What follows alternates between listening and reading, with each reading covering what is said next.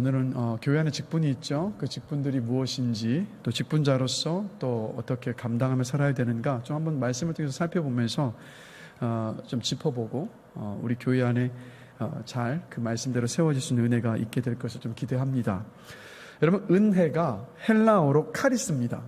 자, 그런데 이 은혜가, 하나님의 은혜가 이제 헬라어로 카리스인데, 하나님의 이 은혜가 어떤 특정한 사람에게 충만하게 임했을 때를 카리스마라고 합니다. 한 번쯤 들어보셨죠? 카리스마라는 단어. 그러니까 카리스마가 있다, 이 뜻이 사실 원래 그 의미와 좀 다르게 사용되어진 것 같아요. 그러니까 원래의 의미는 하나님의 은혜가 특정한 사람에게 충만히 부어졌을 때를 가리켜서 카리스마라고 합니다. 자, 그래서 오늘 본문을 보면 우리가 모세를 보는데, 이 모세는 하나님의 측량할 수 없는 은혜가 임했던 사람입니다. 어느 정도냐면 이 말씀 한 구절이면 다 정리가 되는 것 같아요. 출애굽기 33장 11절 말씀 같이 한번 읽어보겠습니다. 사람이 자기의 친구와 이야기함 같이 여호와께서는 모세와 대면하여 말씀하시며, 모세는 진으로 돌아오나 눈의 아들 젊은 수종자 여호수아는 회막을 떠나지 아니하니라. 자, 모세가 어떻게 했다고요? 하나님과 친구와 이야기하는 것처럼 대화를 나눈 사람이 모세입니다. 그럼 그냥 게임 끝 아닙니까? 그래서 모세가 하나님을 만나고 나왔을 때 출애굽기는 어떻게 기록하고 있습니까? 얼굴에 빛이 너무 광채가 나서 수건으로 얼굴을 가리웠다라고 말하잖아요. 자, 여러분, 이렇게 하나님과 친구처럼 대면해서 대화를 했던 사람이 바로 모세입니다. 그래서 모세는 그러다 보니까 자연스럽게 카리스마를 갖춘 인물이 됐습니다. 그래서 모세를 통해서 일어났던 일들이 뭡니까? 우리 이미 살펴봤지만, 자, 모세가 하나님의 이름으로 선포를 하면 그 선포가 바로 그대로 기적이 됐잖아요. 홍해가 갈라지라고 하니까 홍해가 갈라졌습니다. 반석에서 샘이 터져 나오라고 하니까 샘물이 터져 나왔습니다. 또 만나와 메추라기가 하늘로부터 떨어졌습니다. 그래서 이렇게 카리스마로 비범한 일들이 나타났기 때문에 이스라엘 공동체 전체의 일들이 누구에게 집중될 수밖에 없었겠습니까? 모세에게 집중될 수밖에 없었던 거예요. 그래서 이스라엘 공동체 전체가 모세를 의지했습니다. 그에게서 나타났었던 그 카리스마로 인하여서. 그런데 그러니까 이런 상태가 계속이 되면 어떻게 되겠습니까? 카리스마적인 지도자에게 일이 너무 많이 집중이 되기 시작하면 어떻게 되죠? 그 사람인지나 탈진하게 되는 거예요. 탈진하고 방전이 옵니다. 그러면 공동체에게 어떤 해악이 되냐면, 그 공동체에 하나님께서 그 지도자를 통해서 부어주시고자 하셨던 은혜가 멈추게 되는 거예요. 그래서 공동체가 지도자 한 사람에게만 의지하게 되면 어떻게 되냐면, 공동체 전체의 자율성과 창의성을 잃어버리게 되고 공동체가 수동적이게 돼버립니다. 그럼 어떻게 됩니까? 건강한 성장과 성숙함이 그 공동체 안에 일어날 수가 없어요. 그리고 카리스마적인 어떤 지도자가 물러나거나 아니면 사라지게 돼버리면 그 카리스마적인 지도자 한 사람에게 모든 것들을 의지하고 있었던 공동체는요, 어떻게 됩니까? 흔들리고요, 무너질 수 있습니다. 자, 그래서 13절 말씀을 보면 모세가 너무 지쳐서 번아웃되기 직전의 상황을 이렇게 말씀하고 있어요. 같이 한번 읽어보겠습니다.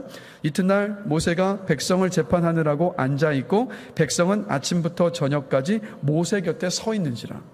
자, 모세 혼자서 이스라엘 백성들의 재판을 감당해야 했습니다. 마음에 그 정도쯤이야 감당할 수 있지, 그런 생각하실 분이 혹시 계실런지 모르는데 자그마치 200만 명이 넘는 사람들이었습니다.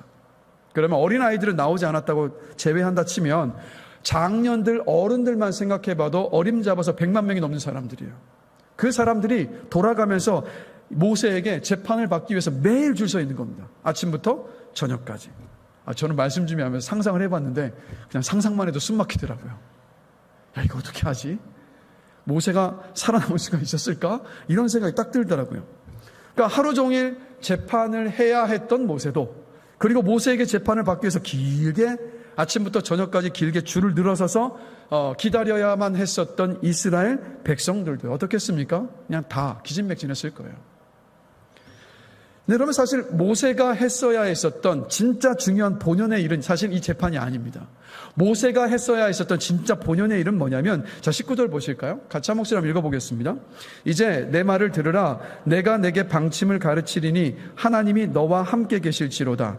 너는 하나님 앞에서 그 백성을 위하여 그 사건들을 하나님께 가져오며. 자, 모세가 진짜 했어야 했던 본연의 일 첫 번째는 뭐냐면, 하나님 아버지 앞에 나아가서 이스라엘 백성들의 대변자로서 그들의 문제와 그들의 상황들을 가지고 하나님 앞에 아뢰는 것, 즉 중보하며 기도하는 것이 모세가 했어야 할 본연의 일입니다. 하나님 앞에 나아가서 기도하는 것. 자, 두 번째입니다. 20절 같이 한번 읽어보겠습니다. 그들에게 율례와 법도를 가르쳐서 마땅히 갈 길과 할 일을 그들에게 보이고. 자, 이스라엘 백성들 대신해서 그들을 품고 하나님 아버지 앞에 나아가서 기도하는 것이 첫 번째 본연의 일이었다고 한다면, 두 번째는 뭐냐면 모세는 이스라엘 백성들에게 율례와 법도를 가르쳐서 그들이 마땅히 가야 할 길을 가게 하고 할 일들을 행할 수 있도록 가르쳐야만 했습니다. 이게 모세의 본연의 일이에요. 자, 그러나 안타깝게도 재판하는 일이 너무 과중하다 보니까 모세는 지도자로서 먼저 해야 할 중요한 이 일들을 할 수 없었던 겁니다. 이게 모세가 처해 있었던 상황이에요. 자, 그때 우리가 지지난주에 살펴봤지만 장인이었던 이드로가 찾아왔잖아요. 근데 이드로가 그 모습을 지켜본 거예요. 그러면서 모세에게 직언을 합니다. 자, 17절 보실까요? 같이 한번 읽어보겠습니다.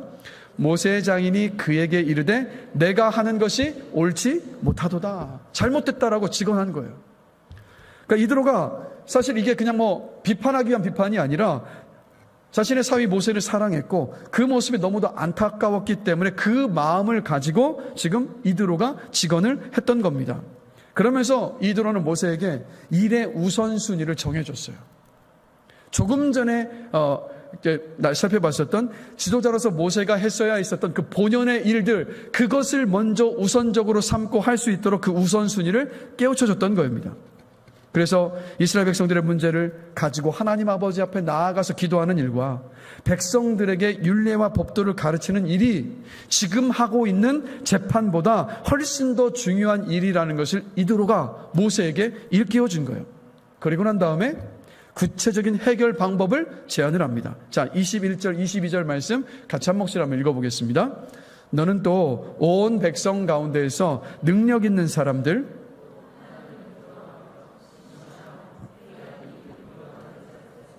백성 위에 세워 천부장과 백부장과 50부장과 10부장을 삼아 그들이 때를 따라 백성을 재판하게 하라. 큰 일은 모두 내게 가져갈 것이요 작은 일은 모두 그들이 스스로 재판할 것이니 그리하면 그들이 너와 함께 담당할 것인즉 일이 내게 쉬우리라. 자, 어떻게 해결 방법을 제안합니까? 이드로는 모세에게 지금 하고 있는 재판하는 일을 천부장과 백부장과 50부장과 10부장이라는 직분을 세워서 그 직분자를 세우고 난 다음에 그들에게 위임하라고 이야기한 거예요. 큰 사건은 물론 모세가 직접 재판을 해야만 했었겠죠. 그러나 어떤 천부장부터 10부장까지가 감당할 수 있었던 작은 사건들은 그 직분자들이 모두 알아서 재판할 수 있도록 그 사역을, 일을 분배했던 거였습니다. 자, 이렇게 장인이었던 이드로의 간언을 따라서 일을 분담해서 직분자들에게 맡기고 나니까 어떻게 됐겠습니까? 모세의 일이 가벼워졌어요. 그리고 본연의 일에 집중할 수 있었습니다. 그리고 백성들도 역시 이로 인하여서 오랫동안 기다리지 않아도 됐었고 백성들도 평안해졌어요. 이게 오늘 본문의 사건이에요. 자, 그런데 여러분, 이 본문의 사건을 보면서 성경 속에 정말 비슷한 한 사건이 혹시 생각나지 않으십니까? 너무나도 흡사한 사건이 또 있어요. 신약 성경에 보면 사도행전 6장을 보면 정말 비슷한 일이 있어요. 똑같은 일이라고 봐도 돼요. 초대교회는 처음에 사도들이 기도하고 말씀도 가르치고 구제도 하면서 교회 모든 일을 다 감당했습니다. 그러다 보니까 사도들이 정말 했어야 했었던 본연의 일은 뭐냐면 모세의 그 일과 마찬가지로 말씀과 기도에 전무했어야 되는데 말씀과 기도에 전무하는 그 일을 제쳐두고 구제하는 일들을 해야만 했었던 거예요. 거기다가 이 예루살렘 교회 안에 헬라파 유대인들이 있었고, 즉 헬라어를 사용했었던 유대인들이 있었고 히브리어를 사용했었던 유대인들이 있었는데, 헬라파 유대인들이, 즉 헬라어를 사용하는 과부들이 매일 그 구제에서 제외가 되는 일이 벌어진 거예요. 아마도 팔이 안으로 굽는다고 히브리어를 쓰는 사람들에게 더 많은 구제를 일방적으로 했었던 일이 벌어졌던 겁니다. 그러다 보니까 교회 안에 히브리파 사람들을, 즉 히브리어로 말하는 성도들을 원망하는 문제가 교회 안에 생겨버린 거예요. 그러니까 사도들은 그 상황 속에서 사도행전 6장 2절을 보면 이렇게 말을 하죠. 상황 판단을 정확히 했어요. 아마 성령께서 주셨던 지혜였을 겁니다. 같이 한번 읽어보겠습니다. 우리가 하나님의 말씀을 제쳐놓고 접대를 일삼는 것이 마땅하지 아니하니. 그러니까 하나님은 모세가 깨닫지 못했을 때 이드로를 보내셔서 모세를 깨우치게 하셨다면, 이때는 성령의 시대니까 성령을 통해서 사도들로 하여금 자신들이 처해 있었던 문제를 깨닫게 하셨던 거였어요. 그래서 어떻게 합니까? 이 사도들이 어떻게 했죠? 교회에 집사를 선택해서 세웠습니다. 그리고 그 집사들에게 구제하는 모든 일들을 다 맡겼어요. 일을 분담한 거죠. 그래서 그러고 난 다음에 사도들은 기도하는 일과 말씀에 전무하기 시작했고, 그리고 구제하는 모든 일들은 이제 교회에 세워진 직분자들이었던 그 집사들이 다 도맡아서 감당하게 됐던 겁니다. 자, 그 다음에 성경을 보면 어떻게 말씀하고 있냐면, 교회의 모든 갈등들이 다 해소가 되었고 교회가 나날이 성장해가고 부흥해가는 모습들을 기록하고 있습니다. 자, 그래서 여러분, 뭐 교회 안에 직분이 있다는 거 다 아시잖아요. 이 자리에는 직분 받으신 분도 다 계시고. 네, 여러분, 근데 이 직분은요, 신약시대 때 생겨난 게 아니라 바로 구약의 광약교회에서부터 시작을 해서 신약의 초대교회로부터 이어지고 지금까지 이어지는 게 바로 교회의 직분입니다. 자, 그래서 여러분, 성경을 보시면 교회를 몸으로 비유를 하고 있습니다.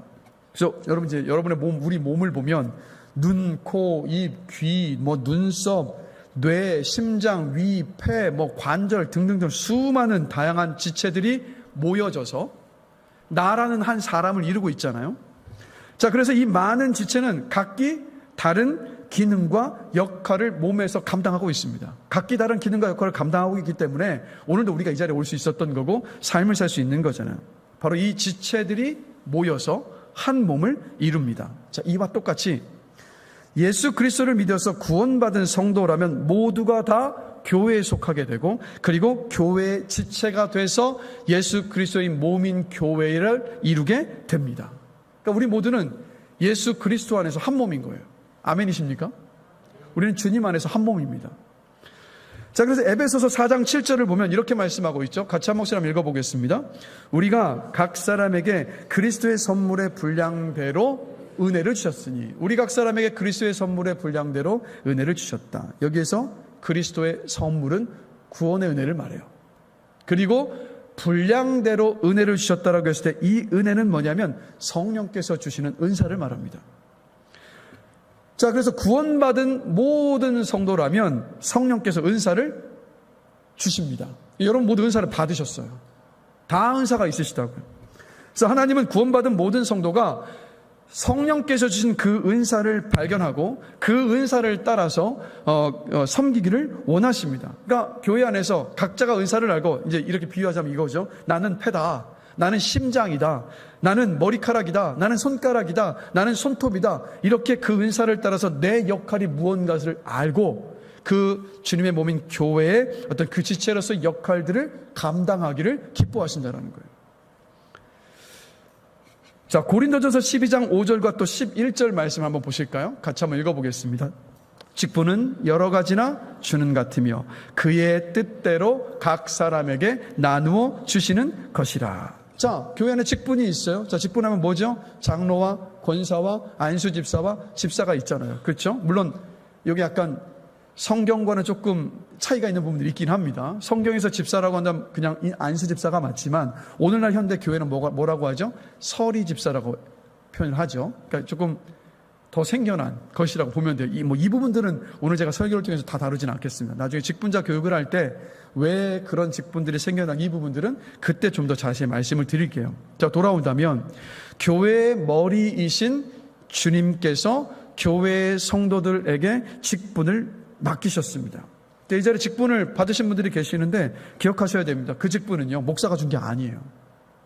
그 직분은 목사가 준 것이 아니라 우리 교회의 머리이시고 주인이신 예수님께서 목회자와 교회를 통해서 여러분에게 주신 것이 바로 여러분이 받으신 직분입니다. 이것도 기억하세요. 여러분을 신뢰하셔서 그 직분을 맡기신 거예요, 주님이. 이게 바로 직분입니다. 그래서 성도 각자가 성령께서 나에게 주신 그 은사가 무엇인지를 알고, 그리고 자신이 서야 할 그 자리에서 은사와 직분을 따라서 기뻐하고 감사하면서 섬기며 봉사하는 교회가 하나님께서, 주님께서 원래 그리셨던 교회, 그리고 건강한 교회입니다. 우리 교회가요, 전 이런 교회가 되길 전 간절히 기도합니다. 그래서 여러분, 종교개혁을 통해서 이루어진 가장 큰 일이 뭐냐면 일반 성도들의 그 손에 성경을 돌려준 것이 종교개혁의 가장 큰 일이에요. 그래서 종교개혁을 통해서 루터가 종교개혁을 이제 시발점이 됐잖아요. 그래서 종교개혁을 통해서 가장 먼저 일어난 일이 뭐냐면 성경은 다 라틴어였습니다.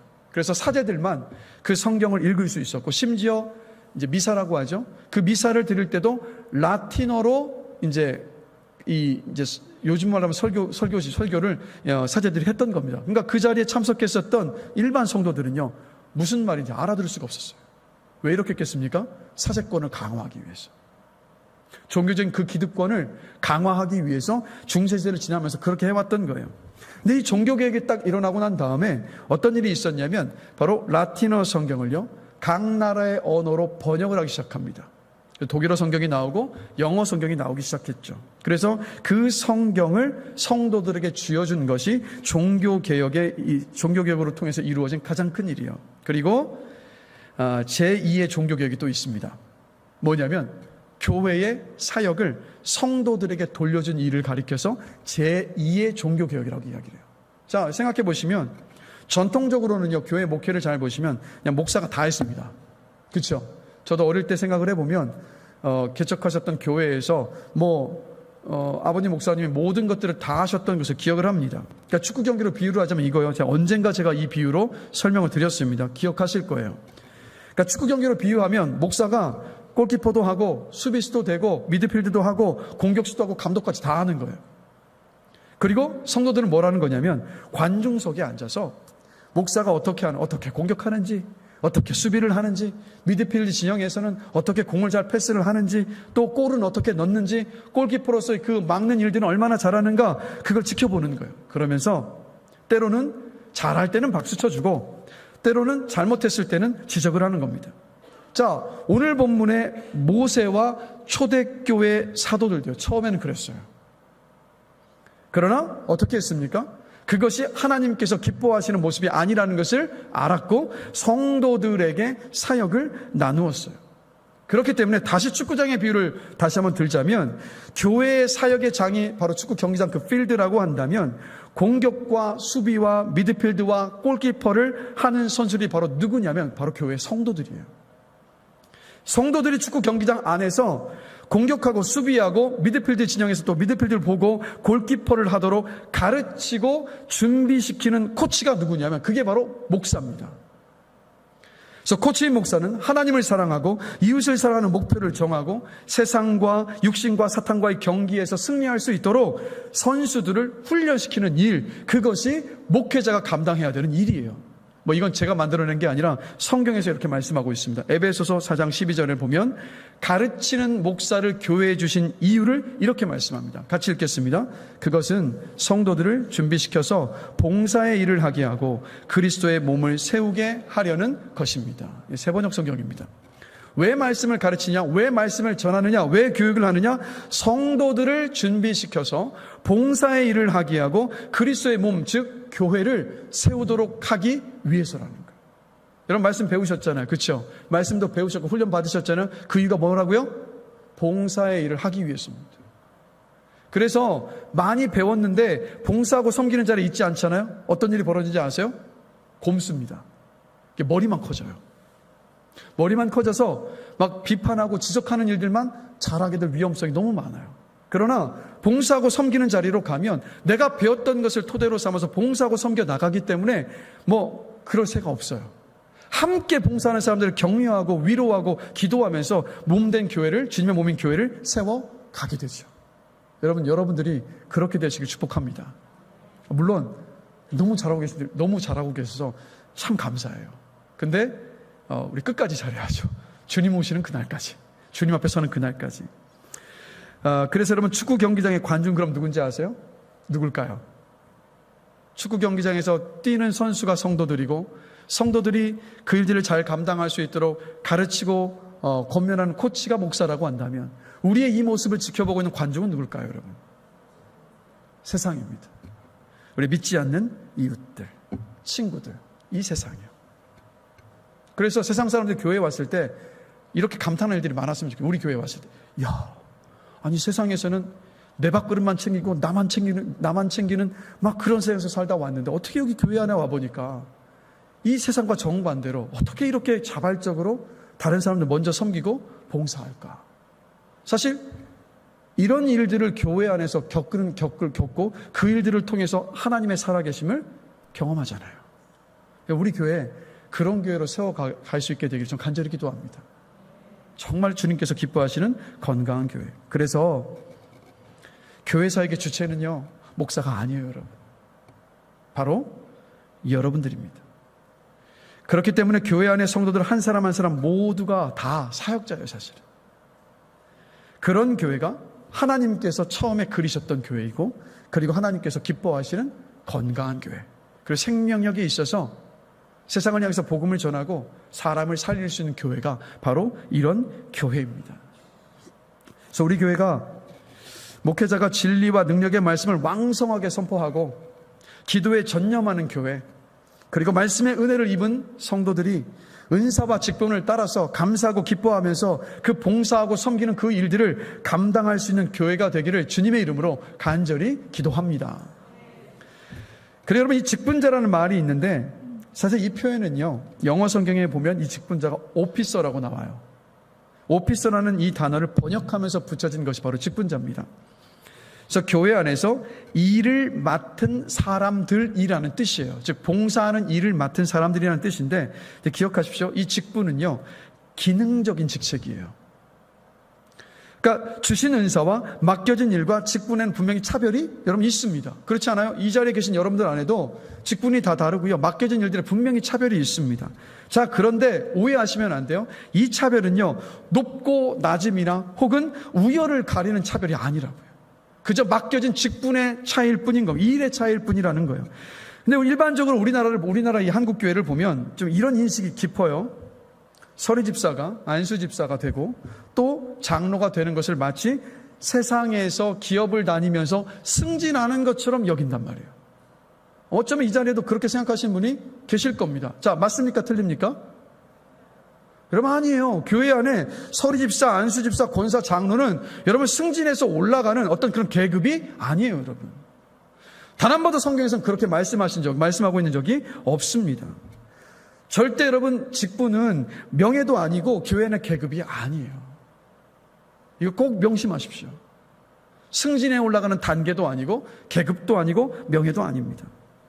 그래서 종종 저는 마음이 제일 안타까울 때가 안타깝고 아플 때가 언제냐면, 제가 볼 때 교회의 그 사역을 감당하기 너무 적합하신 분이에요. 그래서 권면을 합니다. 그러면 돌아오는 반응이 이렇게 돌아올 때가 있어요.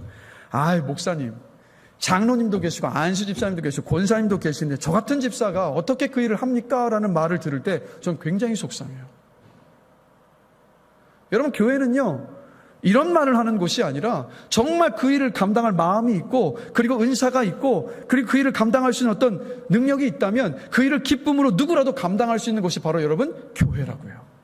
그러니 여러분 안에 가지고 있었던 그 고정관념들을요, 저는 다 벗어던지게 되는 은혜가 있기를 주님의 이름으로 간절히 축원합니다. 깨셔야 돼요, 여러분. 깨셔야 된다고요. 이런 일이 교회 안에 왜 생겨나는가 곰곰이 한번 생각을 해봤더니, 우리나라는 어쨌든 유교적인 문화가 있잖아요. 그러니까 유교적인 그 서열 의식이요. 왜 한국 사람들 서열 잘 나누잖아. 막 이제 언성이 높아지면 언성이 높아지면서 할 말 딱 없으면 무슨 말 하죠? 너 몇 살이야? 라고 묻잖아요. 너 나이가 몇인데? 이걸로 이제 서열 정리를 하는 거려는 한데, 이게 유교의 문화가 깊숙하게 있다 보니까 교회 안에도 똑같이 유교적인 서열 문화가 뿌리 깊게 이제 박혀 있는 것 같아요. 여러분, 이거 버려야 될 일입니다.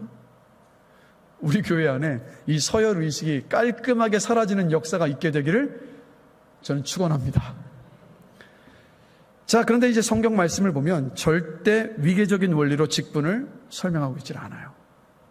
그저 직분을 맡은 사람들은요, 각자에게 주어진 그냥 그 임무에 따라서 교회를 잘 섬기면 된다라고 말씀합니다. 저는 그래서 이렇게 설명하고 싶어요. 교회의 머리신 주님은 교회와 성도들을 섬기라고 집사 직분을 주시는 겁니다.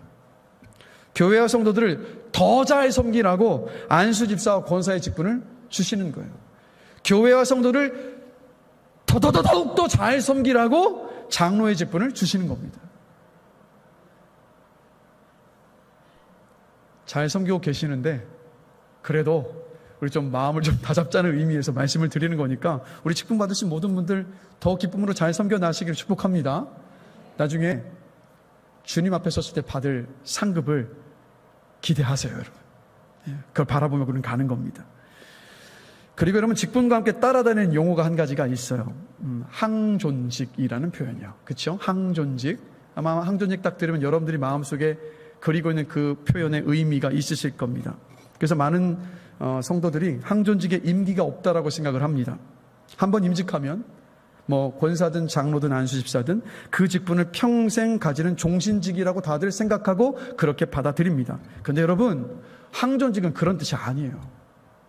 항존직은 그런 의미가 아닙니다. 항존직은 이런 뜻이에요. 교회에 항존하는 직분이라는 뜻입니다.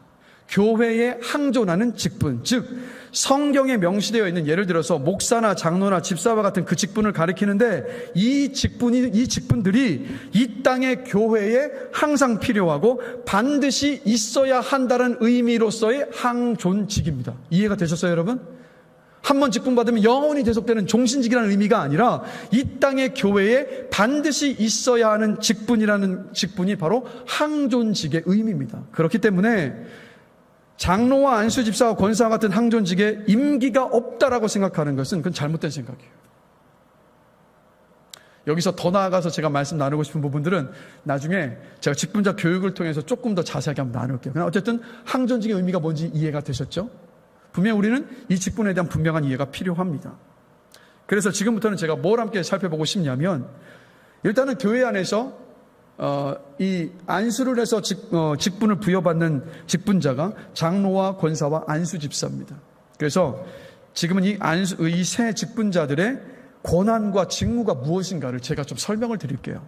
그래서 제가 지금 드리는 이 장로와 권사와 안수집사의 권한과 이 직무는 우리 교단 헌장과 그리고 교회의 역사를 통해서 이 교회 속에서 주어졌었던, 맡겼었던 그 권한과 직무를 참고해서 정리를 해서 제가 말씀을 드리겠습니다. 한번 귀담아 한번 들어보세요. 먼저 장로의 권한과 직무입니다.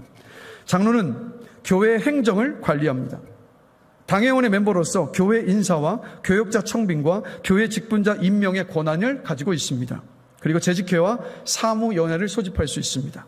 교회와 각 기관의 회계감사와 예산과 결산안을 작성해서 교회의 재정을 관리를 합니다. 그리고 교회의 각종 문서를 작성하고 보존하는 일들을 바로 장로가 감당합니다. 그리고 장로는요, 권징을 치리합니다. 자, 교회 안에 어떤 성도들의 교리적인 범죄나 어떤 도덕적인 범죄, 그리고 교회에 해를 끼치는 행위들에 대하여서 바로 징계를 시행하는 것이 바로 당회고 장로들의 역할이에요. 그리고 장로는요, 교인을 돌아보아야 합니다. 성도들의 영적인 상태를 돌아보고 신방을 해야 되는 것이 바로 장로예요. 우환과 질고와 낙심 중에 있는 성도를 찾아가서 위로해주고 기도해주고 권면하는 것이 바로 장로입니다. 그리고 매일 교회 성도들이 하나님의 그 은혜 가운데 머물고 그 신앙과 믿음을 잘 지켜갈 수 있도록 매일 무릎을 꿇고 기도해야 하는 것이 바로 장로의 일입니다. 그리고 장로는 예배 및 그리고 교회 안의 성례, 바로 성찬과 세례식을 이제 보좌합니다. 그리고 교회의 예배가 뜨겁고 경건하게 드려지도록 장로는요, 끊임없이 관심을 가지고 애써야 돼요. 힘써야 합니다. 부족한 부분이 무언가를 보고 이 교회 예배를 바로 세워가야 돼요. 그리고 목회자 부재 시에는요, 장로가 예배를 인도할 수 있습니다. 그리고 말씀도 전할 수 있어요. 세례와 성찬을 준비하고 목회자를 도와서 그 성찬식을 진행해 나가는 게 장로의 권한이고 장로의 직무입니다. 여러분 좀 이해가 되셨어요? 이게 장로가 해야 할 일이에요. 두 번째입니다. 이번엔 권사의 권한과 직무를 설명을 드립니다. 자, 먼저는요, 교회의 권사는 교회의 모든 성도를 위해서 중보기도 합니다. 그래서 교회의 영적 어미로서 모든 성도들의 그 문제와 상황들을 품고 기도로 하나님께 아뢰는 직분자가 바로 권사입니다. 그래서 권사는 또 교회 안에 낙심한 성도들과 슬픔을 당한 어떤 가정을 찾아가서 신방하면서 기도하고 위로해주고 격려합니다. 그리고 교회 처음 온 새신자들이 교회 안에 잘 적응하고 뿌리 내릴 수 있도록 그들 곁에 관심을 갖고 먼저 찾아가서 인사하고 안내하고 격려하고 돕습니다. 교회의 권사는 교회 안의 모든 봉사에 솔선수범합니다. 교회 안의 크고 작은 모든 섬김의 일에 앞장서서 다른 성도들에게 신앙의 본을 보이는 것. 이게 바로 교회의 권사예요. 그리고 권사는 교회의 공식적인 결정에 순종을 하고 교회의 목회 사역이 원활하게 이루어질 수 있도록 협력하고 돕습니다. 그리고 권사는 복음을 전하는 일에 최선을 다하고 교회와 성도 간의 다리의 역할을 감당하는 것. 바로 이게 권사의 직무이고 권한입니다. 이해가 되셨죠? 자, 이제 세 번째입니다. 안수집사의 권한과 직무입니다. 교회 안수집사는 교회 건물과 비품과 차량과 같은 유형자산을 책임지고 관리하고 유지하고 보수합니다. 안수집사는 교회의 각종 행정 업무가 원활히 진행될 수 있도록 지원하고 돕습니다. 안수집사는 교회 내 여러 봉사부서에서 리더로 서서 솔선수범하면서 다른 성도들의 봉사와 섬김을 이끌고 격려합니다. 안수집사는 예배를 돕고 성찬식과 세례식을 보좌합니다. 안수집사는 교회 내 아픈 성도와 어려움에 처한 성도들을 구제하고 돕습니다. 안수집사는 교회의 비전과 사역이 실무적으로 잘 진행될 수 있도록 돕습니다. 안수집사는 성도들 가운데 리더로서 신앙의 본을 보이고 교회의 화평과 하나됨을 이루어갈 수 있도록 노력하고 돕는 것. 이게 바로 안수집사의 권한과 직무예요. 너무 짧은 시간이니까 후루룩 지나가서 다 기억은 못하실다 할지라도 장로와 권사와 안수집사가 어떤 직분과 일을 가지고 감당해야 되는 것이냐만큼은 충분히 이해가 되셨죠? 이게 직분자가 감당해야 할 일입니다. 그래서 자, 다시 질문 드릴게요. 직분을 누가 주셨습니까? 교회의 머리신 주님께서 주셨다고요. 그렇기 때문에 직분을 받은 모든 분들이 주님이 맡겨주신 주신 그 직분의 권한과 직무를요, 맡은 자들에게 구할 것은 충성인이라는 그 말씀을 따라서 충성되이 감당하시기를 주님의 이름으로 축원하고 권면합니다. 그럴 때 교회가요, 주님께서 원래 그리셨던 건강한 교회, 주님께서 기뻐하시는 교회로 세워질 수 있습니다. 꿈을 꿔보시라고요. 모든 직분자들이 주어진 그 권한과 직무를 온전히 기쁨으로 잘 감당해 나간다면 교회 곳곳에요, 여러분 그 웃음소리가 많이 날 겁니다. 야, 하나님 이렇게 일하시는구나. 야, 하나님이 이렇게 세우신 직분자들을 통해서 우리 교회가 이렇게 건강한 교회가 되어가는구나. 야, 이 직분자들을 통해서 우리 교회가 이렇게 생명력 있는 교회가 되어가는구나. 이런 기쁨과 기쁨의 소리들이 곳곳에서 들려올 겁니다. 우리 교회가 이미 이런 교회인 줄로 저는 믿습니다.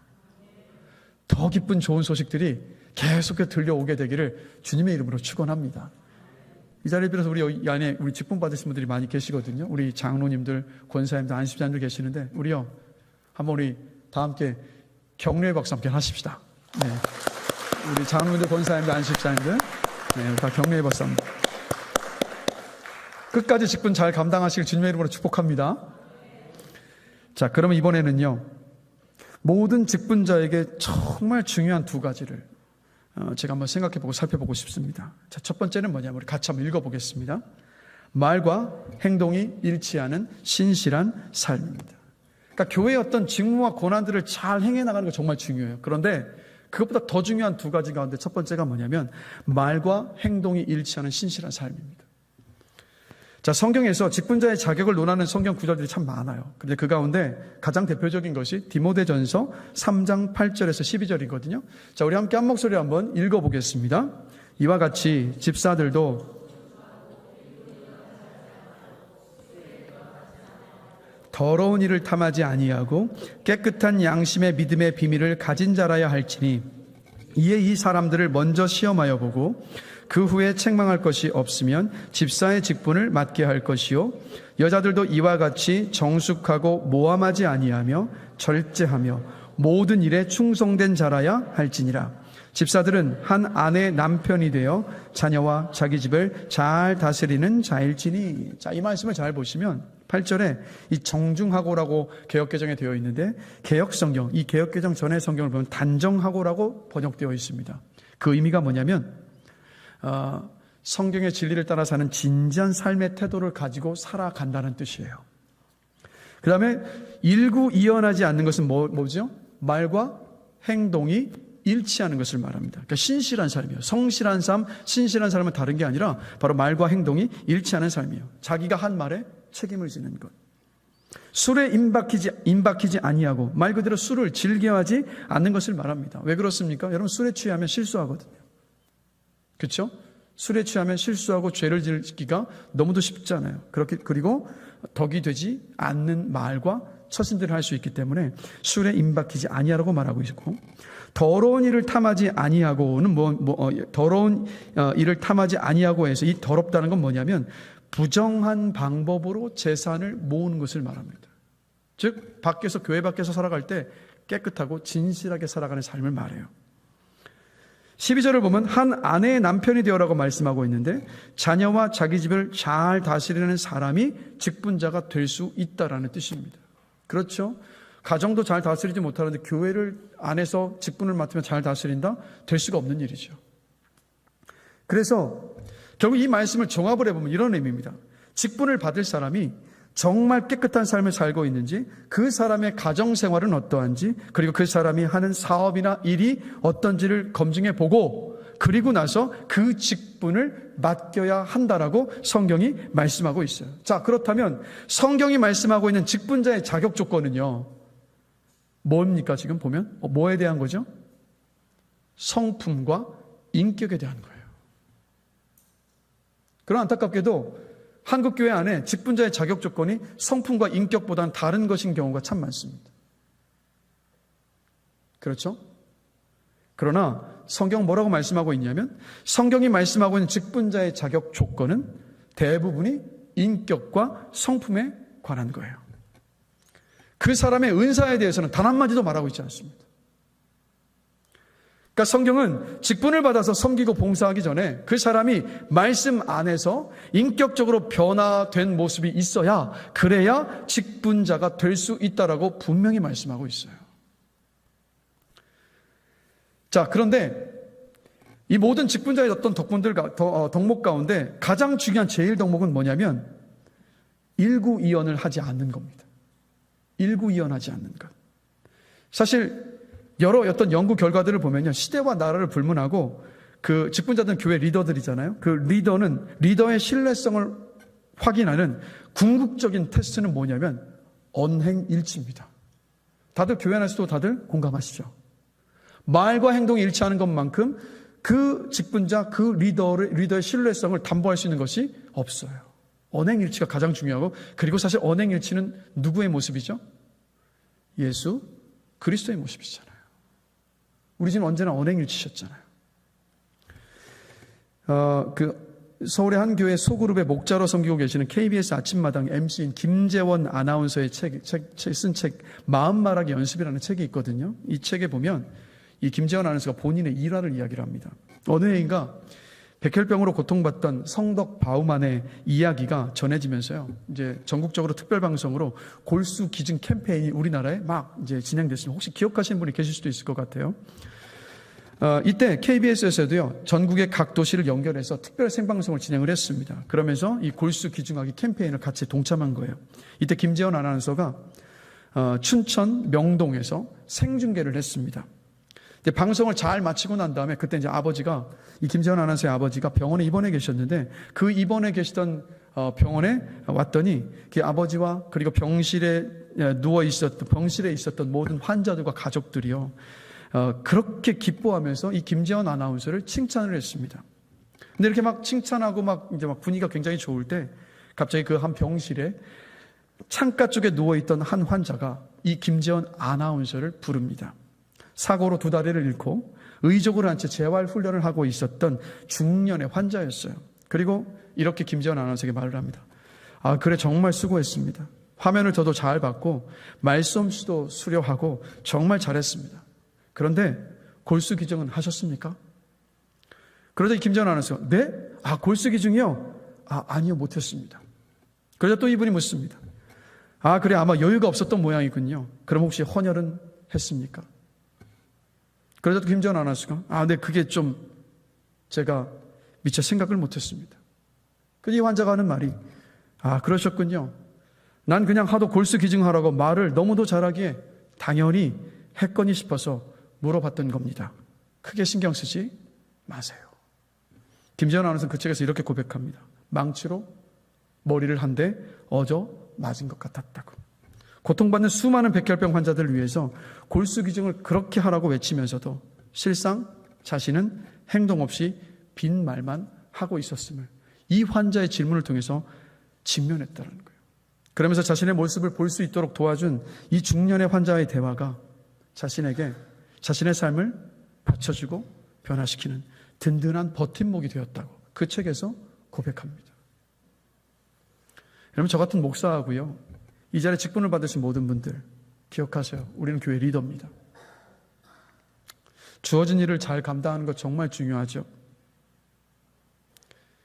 그러나 사실은 성경에서 무엇이 가장 먼저라고 말하냐면 인격과 성품이 먼저라고 말씀하고 있습니다. 예수님을 닮은 인격은 뭐냐면 바로 예수님처럼 말과 행동이 일치하는 삶이잖아요. 여러분, 그래서 저를 포함한 우리 모든 목회자들, 그리고 우리 직분 받으신 모든 분들, 우리 성도들, 다른 성도들 앞에서 말만 번드르르한 것이 아니라 저와 여러분의 삶이요, 그냥 투명하게 다 드러날 수 있었으면 좋겠습니다. 내 말과 행동이 일치하는 그 신실함을 그냥 삶으로서 보여줄 수 있는 저와 우리 모든 직분자들 되시기를 주님의 이름으로 간절히 기도합니다. 그 두 번째는 뭐냐면 같이 있습니다. 성공이 아니라 섬김입니다. 데살로니가전서 5장 12절 말씀을 우리 같이 한 목소리 한번 읽어보겠습니다. 제가 같이 있습니다. 너희 가운데서 수고하고 주 안에서 너희를 다스리며 권하는 자들. 이게 이제 누구를 얘기하는 거예요? 직분자들을 얘기하는 거예요. 근데 여기서 너희를 다스리며 권하는 자들은 이제 가르치는 장로인 목사와 다스리는 장로인 장로를 의미합니다. 즉 직분자를 의미하는데, 즉 직분자와 장로가 교회를 다스리는 직분이라는 뜻입니다. 자, 그런데 이 다스린다라는 의미를요, 우리가 분명히 알아야만 합니다. 자, 수고하고 다스리며 권하는 자들은요, 각기 다른 세 사람을 말하는 게 아니에요.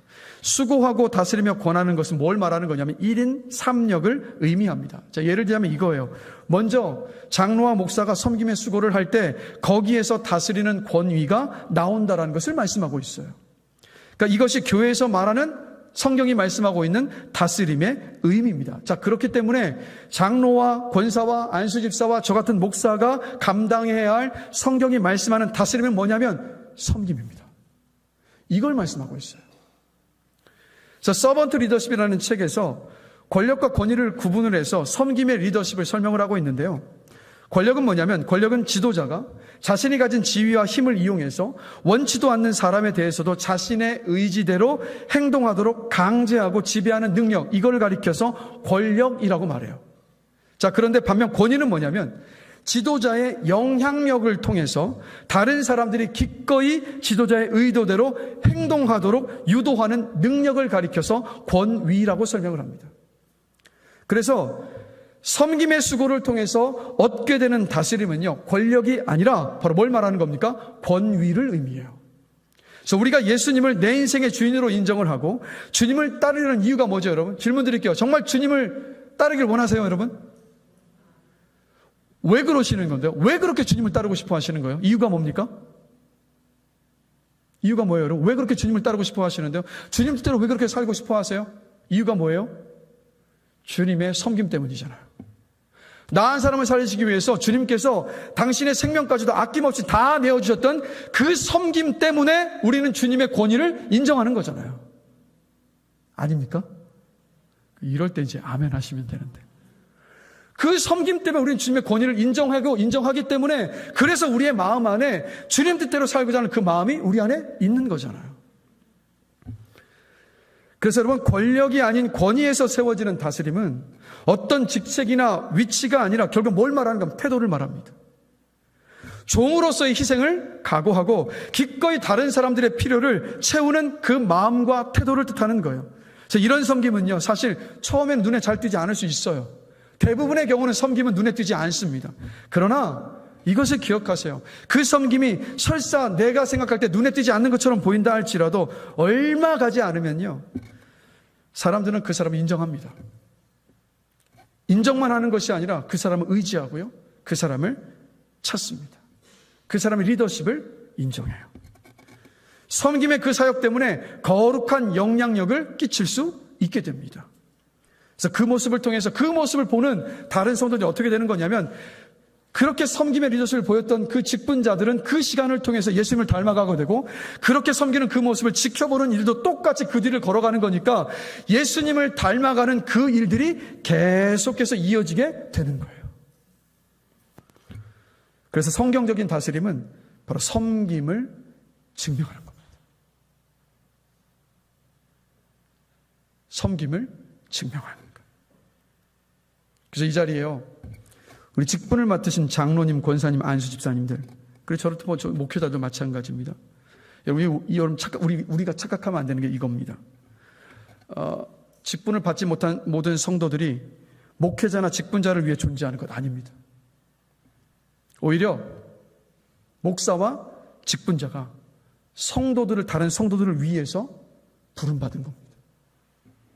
교회의 지도자들, 직분자들은 그 기득권을 포기하고요, 섬김으로 얻어지는 권위로 주님의 교회를 살리고 바르게 세워 나아가게 할 그 책임을 주님께 부여받은 사람들입니다.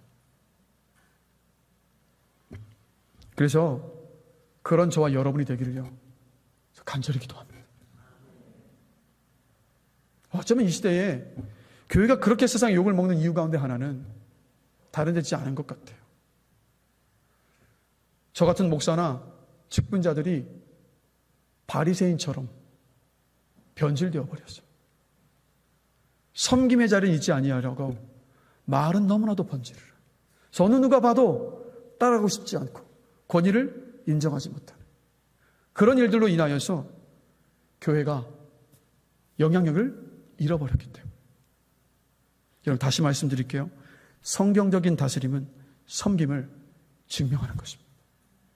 주님께서 그러셨던 것처럼. 저를 포함한 우리 모든 직분 맡으신 모든 분들, 다시 말씀드립니다. 섬김을 증명하는 모두가 되기를 주님의 이름으로 간절히 축원합니다. 우리 찬양팀 다 올라와 주실까요? 말씀을 마무리하면서 모든 직분자들, 그리고 또 모든 성도들이 가져야 할 교회에 대한 자세 3가지를 제가 좀 짧게 한번 나누면서 마무리를 하겠습니다. 첫째입니다. 같이 읽겠습니다. 이 교회는 하나님의 교회입니다. 여러분 기억하십시오. 교회는 하나님의 교회입니다. 교회는 하나님께 속해 있습니다. 우리가 교회를 하나님의 교회로 받아들이고 인정하고 이해할 때야 비로소 자기 고집대로 주장하는 자세로 일하지를 않아요. 교회를 통해서 하나님의 뜻이 이루어질 수 있도록 하나님께 순종할 수 있습니다. 기억하십시오. 교회는 누구의 교회라고요? 하나님의 교회입니다. 자, 두 번째 같이 한 목소리로 읽습니다. 이 교회는 우리 교회입니다. 교회는요, 나와 너를 합한 우리 모두의 교회입니다. 이 효민교회는 우리 교회예요. 우리의 교회입니다. 이렇게 교회를 이해할 때 다른 성도들에게 독선적이거나 배타적으로 행동하지 않을 수 있어요. 왜요? 우리니까. 한 몸이니까. 모두가 함께 협력하며 교회를 섬겨나갈 수 있어요. 이 교회가 우리 교회라는 의식을 가지고 있을 때. 기억하십시오. 이 교회는 누구의 교회라고요? 우리 교회입니다. 마지막 3번째 같이 읽겠습니다. 이 교회는 내 교회입니다. 여러분, 물론 교회의 궁극적인 주인은 우리 하나님이십니다. 주님이십니다. 그러나 이 교회 안의 조직상을 볼 때 교회의 주인은 누구냐면 바로 그 교회의 구성원들인 성도들, 개개인들, 바로 여러분들 각자예요. 그렇기 때문에 여러분들 교회를 생각하실 때마다 이 교회는 내 교회로 이해하셔야 돼요. 이렇게 교회를 이해하고 받아들일 때 어떻게 할 수 있는지 아세요?